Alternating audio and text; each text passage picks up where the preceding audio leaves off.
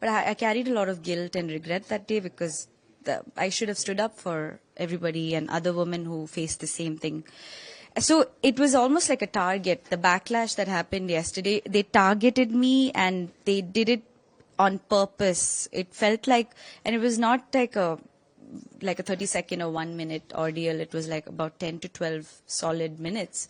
So I felt bullied. It felt like rowdyism because they weren't letting me speak. They were cutting over me, and it felt very unethical. How is this okay? And it's not even like I said something problematic or I was asked a question which I had no response for. I was objectified, sexualized, and it was made to look like it's normal, and nobody reacted. So it made me, after a point, I knew what I was saying was right, because who are you? Nobody has a right to comment on my body. It's my choice. And unsolicited advice is like lose your weight and all of that. These are all propagating unrealistic beauty standards. Who decides what a conventional, typical actress should look like? Directors don't approach it that way. The cinema audiences don't approach it that way. So who gives these extremely old-fashioned ideologies of these some people in press? And I also don't want to generalize, because I also have a lot of good journalistic friends with a lot of high regard that I give for the field, being someone who also studied journalism. That is why I was confidently able to say, please don't call this journalism, because it's not. It's just stupidity. And mostly, what he exactly asked you? What you wanted to, because what about the weight and some numbers on that? This has been asked, that has been asked. What is the clarity? We need a clarity on that. What exactly happened was the actor, my co-actor, was asked, we see you're picking her up in some romance sequences. So how was her weight like?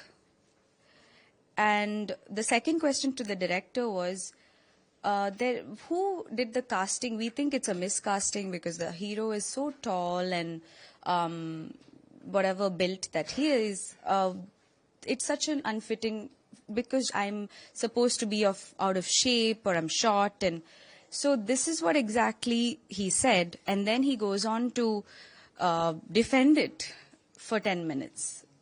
Even uttering something like that is ridiculous, and he defended it not for a small while, for 10 whole minutes or 12 minutes, and we were all made to just listen, and nobody was listening to me. And he went on to defend how I never called you fat, I just asked your weight.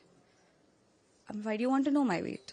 How is it related to the film? I play a doctor in the movie, very pivotal to the story. It's a medical thriller, and so many of the plot developments happens through my character. They don't want to know all of that.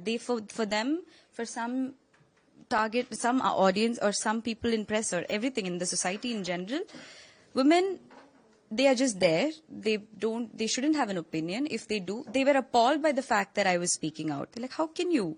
That I was sidelined for that same reason. Being a woman, you don't get to speak up. But this has to change. The fact that nobody spoke up is like everyone was ready to let it go, and that's normalizing it. It's my choice. What I do with my body is only my choice, and I have that agency. So this has to stop, because it's really not okay. This can open up to a lot of mental health issues, self-confidence, self-esteem. These are all things we, worked so hard to build. And sustaining in an industry like that, and being a woman, is just that much harder. So as an actress, not only even a big actresses have been assaulted like this kind of phenomenon. When it comes to you, today, do you think there is an intentional purpose of making you of this kind of that? I think it's just a mindless sort of. It was just supposed to. They're like. I think it's just lack of emotional intelligence, or intelligence in general. I don't think, I wouldn't say it's like intentionally harming me. It was just, I can get away with saying this, because I am not someone, it's not like I did something that they wanted to get back at me. For them, this is normal. And to realize that I called that out, they couldn't tolerate it. So that's what happened. And he went on to defend, saying, it's because you didn't understand. You're not from here. He made me look like an outsider. But I was talking in fluent Tamil. I've lived my whole life in Chennai. So that's another level of gaslighting and emotional manipulation that happened. And also, he also said, take a joke. We've always supported you. You've been bubbly and cute. Who is making these adjectives? You can find it like a positive adjective. If I'm finding it offensive, give me that space. I said, that's your perspective. This is my perspective. You have shown no respect. So don't expect me to give you back respect. But I did. The thing is, I did listen to them. I didn't react. I was responding. But when I didn't get it back and it just went on, I felt so harassed, and I said whatever I needed to. I didn't walk off because that would just give them a reason to, blame me or something. But I needed this point to communicate, yeah.